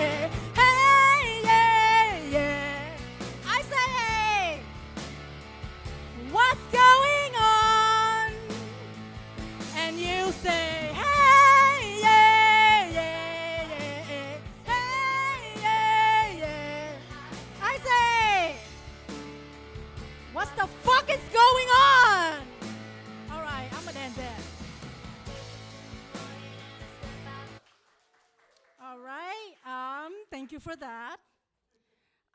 So now I'm going to read you some unpublished work, but it is, I started writing this in relationship with when the family that reached out to me, I was in New York at that time, and there are 3 different women, Palestinian young women in their 20s, reached out to me via my Instagram, and I don't know how they found me, but I'm glad that they did. And so in our conversation, in the beginning, I did not know how much I'm gonna be able to help them.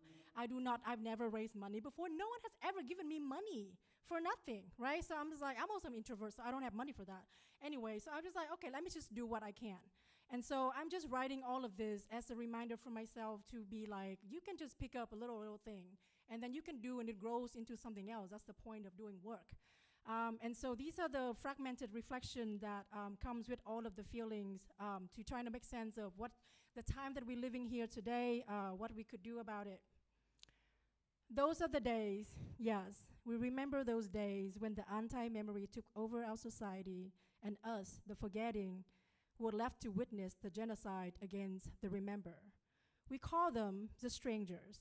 In the small enclaves that some of us were able to carve out, the people walk on feverish roads, stricken with memories bursting out of those final standing establishments where work was, after all, just work, and customers could be families and community members, or they can just be just that, customers, except strangers who walk in, then turn around and want it gone. The strangers don't care about families or communities we knew as much, but we didn't realize that tearing buildings down is always the first stage of them disappearing memory. We started to notice, but we didn't have a clue what they were after. After all, many of us were scattered around other forgettings, living in cities that didn't belong to us and neighborhoods named after genociders that the remembers couldn't warn us about, so we didn't hear about torn down buildings and apartheid walls erected. Our dreams were full of prisons, and elder laments, and some of us couldn't see the metal bars and concrete jungle all around us. They had done pouring concrete over another piece of land. It is a skate park now, right outside the 8th apartment that I rented in the 5th city I've lived in. That landed in squares because the stranger decided that squares make it easy to sever its bodies and souls. I am lost, always. When I ask orientation from other forgettings who only learn space from strangers' land math. I am unsettled always when encountering strangers in the places where I thought the remember reside at. Turned out when I wasn't looking, the strangers slowly corroded onto the land again. And because I am a forgetting, I couldn't remember all of their names. Because memory was taken away from us, we lost our way to recognize significance, and things start to blur into one another like a palimpsest. Memory needs careful sustenance. It's a dangerous little thing. My grandmother was a remember. She could tell you everything about the first anti-memory. The memory of remembers her generation is unmatched in its clarity, and thus powerful in its conviction. People will be convinced anywhere the memory is recited, anytime the need arises. They would do whatever the remember suggests, because the remembers know from memory what dangers are approaching. But even with memory, they didn't know they were to be eradicated. They thought it was just another exploitation they can tolerate. Then they learned that dead kings tell no tales. And then they still didn't know why anyone would want them dead. That's the scary thing. For the anti-memory, I mean, it's impossible to eradicate memory. That fickle little dangling thread that unravels the more it's being tacked at. Nowadays, forgettings are starting to remember, because what we lack in memory, we learn by the virtue of having survived. My grandmother might not know why anyone would want her kinds gone, but we know exactly why anti-memory forces want to kill off memory. You need to feed memory like anything that lives. The remembers eat better than us forgetting. They eat from the land they were born in, cultivated through learned habits, know what God their names call for, remember every shapes of green there are on their soil, and speak poetry in every dialect. Their meals in the most humbleness sustain the spirit of existence, practiced like a ritual, shared generously like a deity in the making, muttered with dignity like what I said, deities in the making. When they eat, the memory flourishes and futures are shaped by the insistence in generational knowledge. And you, sons of daughters of the remembers, you know what to do because you know what happened to us. You need to eat the same food that the remembers feed the memory. They are always sudden, those explosions. People don't walk around anticipating bomb fall and airstrikes, no matter where they are, until it's happened again and again. The wooden tables and these matching chairs, cute salt and pepper bottles, pots of houseplants, these bar stools, art frames, plastic basket, wind chime, bottles and cups, coffee machines, these two will rupture and collapse into indistinguishable pieces of rubble. You know what gets me? The grayness. Nothing remains its color, everything gray with concrete dust, including flesh. Sometimes I wonder what it will take for me to scream in the middle of this coffee shop, a place that never anticipates any bomb fall anywhere in the world. But if it happens, it will be sudden as always and as routine as ever, because everywhere in the world, a coffee shop has been bombed. In the World Photography Archive, you will find that rubble is another thread of our shared humanity, our cursed lineage. That fear imprints on you. You know what I have? I fear that death is eventual. Comrades, before you choose which direction to head, hear me plead. Do you have your memory with you? No? Who has it? Your grandmother? Your grandaunt? Can your mom understand his language? Can you? Are your family living together? No? You will run alone because you want to fight. If you can, carry your memory with you at all time. Do not leave it behind or think you would get to it later. You will not come back for it. You can try to flee with it, yes, or you fight with it until you reach safety. You might die each way. You can leave it behind and cross this border, skip this war zone. But remember, like this is the only memory you can keep, that you have been told. They won't know anything about you. Not your country folks, not your descendants. You will give birth to forgettings and you will get lost in a world that they will build. Outside this war zone is the countries of forgettings. It keeps expanding. Strangers like that. Thank you.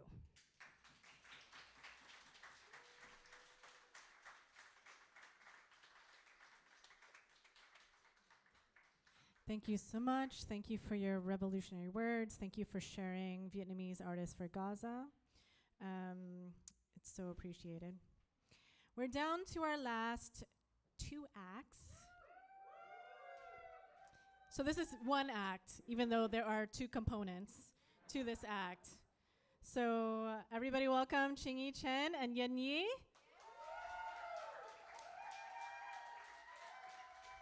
Ooh, long applause. I didn't even get to read the bio. Ching-In is the author of The Heart's Traffic, a novel and poems and recombinant, as well as chapbooks to make Black Paper Sing and Kundiman for Kin, information retrieval for monsters. Chen is the co-editor of The Revolution Starts at Home, Confronting Intimate Violence Within Activist Communities, and currently a core member of the Massage Parlor Outreach Project, a Kelsey Street Press Collective, and an Airly Press editor. They are collaborating with Cassie Muir and others on Breathing in a Time of Disaster, a performance, installation, and speculative writing project exploring breath through meditation and environmental justice. Yanyi is the author of Dream of the Divided Field and the Year of Blue Water, winner of the 2018 Yale Series of Younger Poets Prize. He gives creative writing advice at his newsletter, The Reading, and teaches poetry at the Warren Wilson MFA program. In 2023, he founded the Asian American Literary Archive. Please welcome Ching-In, Chen, and Yanyi.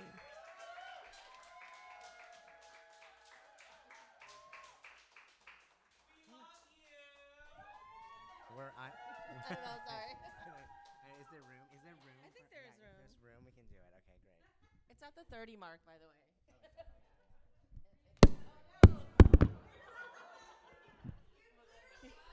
We've dropped them. It's. We're so sorry. Did you hear? That it's at the 30 mark. Hi everyone. We are unrehearsed, so get ready. But you all are gonna sing with us, right? Oh, is it 20? It's 25. 25. Oh, it's a different video. Oh, sorry. Okay. Oh, awkward. Oh. Oh my God, Zoom karaoke. Okay, I'm a liar. Oh wait, no, 2-0. It's already started. We need a couple strums. Okay. Oh my God, it's a different video. I didn't practice with this video.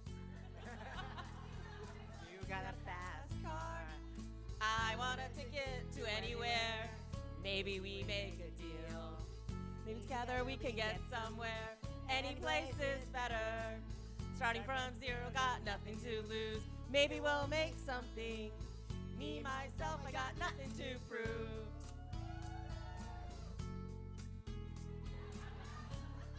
It's lesbian culture. You got a fast car. I got a plan to get us out of here. Been working at the convenience store. Managed to save just a little bit of money. Won't have to drive too far. Just cross the border and into the city. You and I can both get jobs and finally see what it means to be living.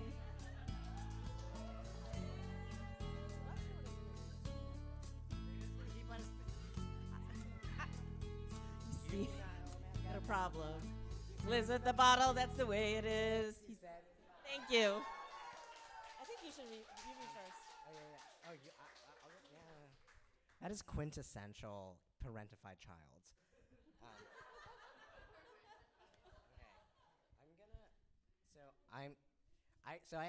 Okay. I'm just gonna read this newer prose thing that I wrote called "Not Bread." I'm really into baking, so this is about my sourdough starter.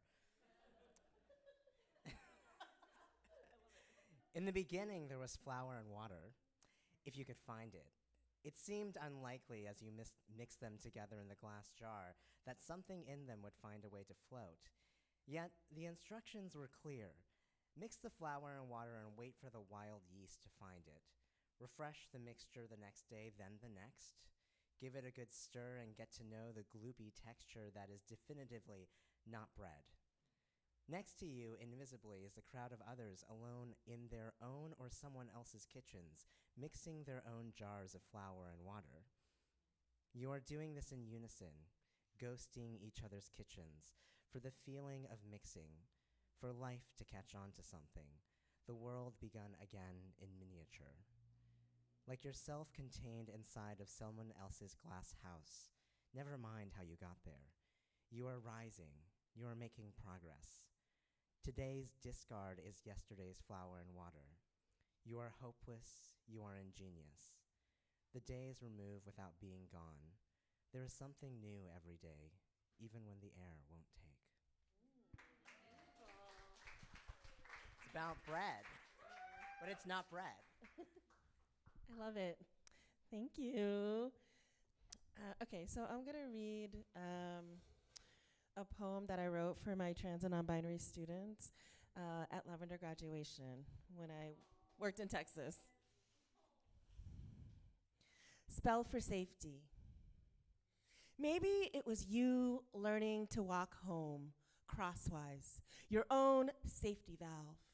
You who trained a tongue, chose a name, listening for reflection to speak back. You, I'm calling you, grew yourself at argument's end, slept, borrowed, and burned, who filled in space of the wisecrack, who emptied the sidewalk, who cleared the toxic table. You breathed down your own street, rose tall, stitched, built your own table, lit candles for the living who couldn't make it back. The invitations, the city, the hauntings, and the hatchets. The you walking home safe, opening the door, setting the table for company. So Yanyi and I are together because we are part of a new organization with Chrysanthemum and others called Reorienting Reads. We grew out of the terrible cancellation of the Asian American Lit Fest. And what Reorienting Reads is it is an organization that is dedicated to highlighting and spotlighting Asian trans diasporic literature and cultural production. And we have a reading list that is up on our website, which it's a work in progress. We want to build it to be a resource.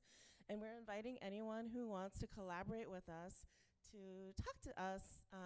We want to create a resource for educators who want to teach Asian, Pacific, in diasporic trans literature and cultural production who want to curate folks. And so, yeah, it's an invitation. Thank you so much. Oh, we have postcards at Chrysanthemum design, so yeah, come get them.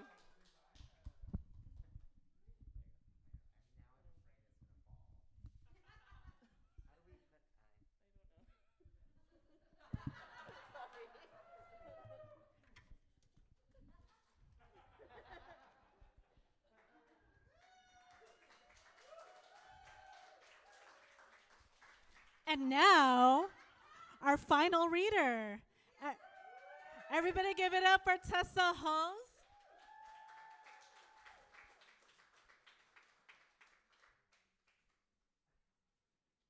Tessa Halls is an artist, a writer, and adventurer.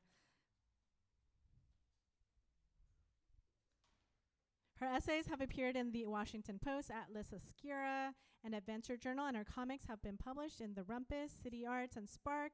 She has received grants from the Seattle Office of Arts and Culture and For Culture, and she is a fellowship recipient from the Washington Artists Trust. Feeding Ghosts is her first book. Everybody, please welcome our final reader of the evening, Tessa Halls. Thank you, everyone. It's really nice to be here. My book came out just over 6 weeks ago, so I've been out everywhere on book tour and just got back a couple days ago. And a friend in the audience just gifted me this at Elliott Bay when I was reading with Jane Wong and Michelle Peñalosa the day before yesterday. And clearly I had to wear it based on my pick. Also, I lost my voice for a week, so I've only been talking for 2 days. So we'll see how this goes.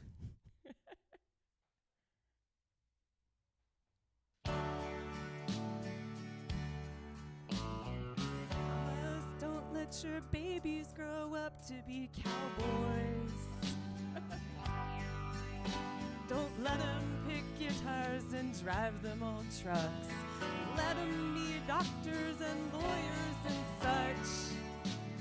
Mamas, don't let your babies grow up to be cowboys. 'Cause they'll never stay home and they're always alone, even with someone they love. Cowboys ain't easy to love, and they're harder to hold. They'd rather give you a song than diamonds or gold. Okay, we can stop there. That's good. And this is actually the second time someone at a reading has gifted me a cowboy hat, and when you see the selection I read, you will understand why people keep giving me cowboy objects. Okay. Can we... How's this gonna work? Yeah, will the arrows work for you? Otherwise, this is gonna be... Oh, you're right, it's a graphic novel. I should have said that. So everyone just look at the screen. All right, hit it, Timothy. My mother and I learned the same skills as children, burying our softness behind tar walls from which we snarled sharp-toothed warnings. In response to the ways our childhoods failed to provide safety, we idealized our deepest cultural myths from a place of wounded necessity. Keep going. Just keep going until there's text. Oh, it's pixelated. My mom doubled down on being a good Chinese daughter, and I retreated into the feral romance of the Wild West, where space, silence, and independence were limitless. Undeterred by being born into both the wrong gender and the wrong century, I became a cowboy in my mind. I adopted a coat of arms that held only two absolutes. Horse theft is a hanging crime, and nothing owns you except your hunger for the frontier. I chased Wallace Stegner's assertion that we are exhilarated by the escape from history, and the road has always led west, honing myself to a knife's edge of independence that would cut anything that came near me. My mother took the opposite extreme. She clung to a notion of filial piety with a near pathological devotion, as though she could reach back through time and through sheer force of will, give herself the family she never had. My mom and I had no Rosetta Stone to translate between these fundamentally incompatible languages, these contradictory notions of what made us feel safe. Lacking the ability to find any common ground, we each saw the other as the emotionally unstable adversary. Neither of us could see the larger form of our conflict, where our real fight was over the cultural systems that had shaped us. An American cowboy and a good Chinese daughter, dueling over the right to define the borders of my mind. I ran away from my family's darkness at the first moment I could, putting a literal world of distance between myself and my ghosts. I spent my 20s deep in the wilderness, seeking peace in a solitary freedom as extreme as the entrapment I'd fled. Home became everywhere except where I was from. I hiked on frozen oceans in Antarctica, biked alone across deserts in Ghana, watched the northern lights from the Alaskan tundra. I learned to be no one and to leave, and leave, and leave, and leave, and leave, and leave. But then, in 2012, at the apex of my distance from my family, Yanyi died. In the clarity of my grandmother's passing, I saw I had misunderstood the scale of my ghosts. Their story was so much larger than just one claimed life. I'd thrown myself into the furthest frontiers I could find, attempting to break free of my family's weight. But as my mother and I adjusted our orbits to accommodate Yanyi's absence, I began to understand that our deepest bonds often belong to the things we most vehemently sever ourselves from. As I neared the end of my 20s, the life I'd led began to feel less like freedom and more like a different kind of cage.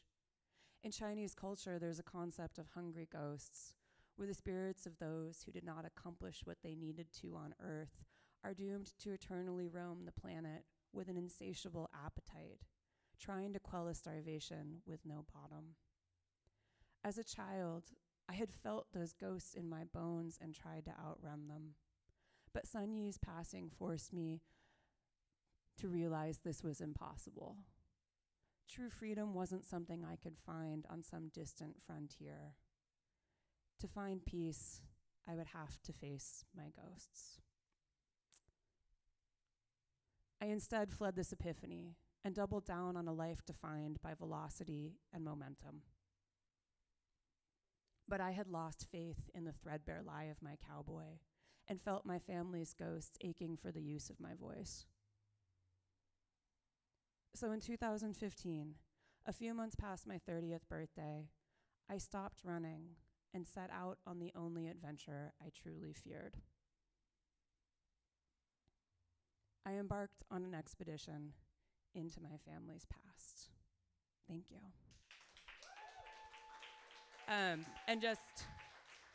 After that, I just spent 9 years doing this, and the book came out 7 weeks ago, and I have some copies here.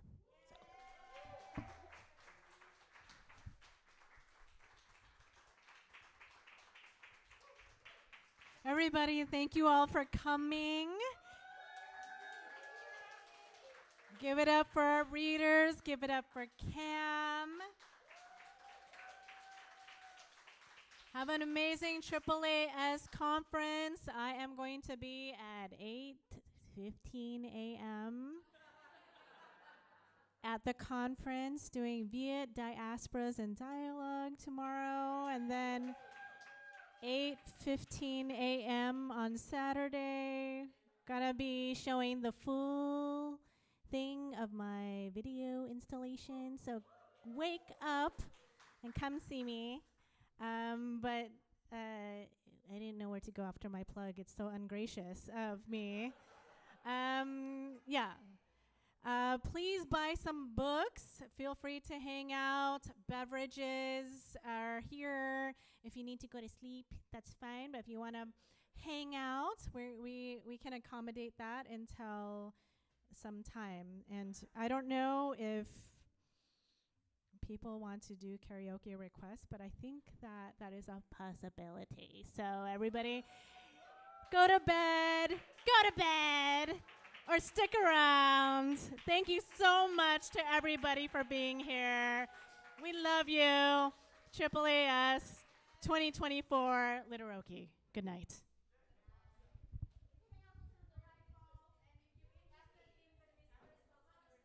$10:30, and then you gotta go. Yeah. Yes.